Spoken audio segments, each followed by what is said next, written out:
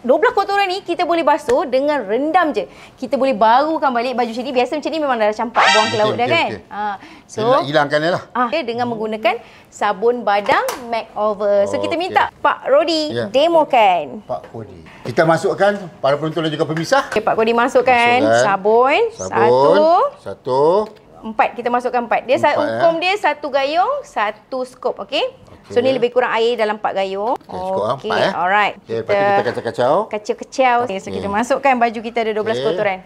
Saya masuk slow steady. Oh, dia pun dah keras dah ni. Dah melekat kuat dah ni. Ya, betul. So kita masuk, kita rendam. A few moments later. Tadi kan masih ada keras-keras sikit, tumpuk-tumpuk dah. Ni sekarang dah rasa macam dah keluar dah. Dah soft dah, dah lembut dah. Nampak tak? Dah terbukti kesan dia. Yes. Hilang. Bersih guys. So boleh nampak bajunya jadi bersih. So kalau katakan kita ada baju yang macam-macam kotoran dekat rumah anak kita ke, suami kita ke yang buat perangai kan. So boleh rendam je, bersihkan seakan-akan yang baru. Yang penting sabun badang makeover.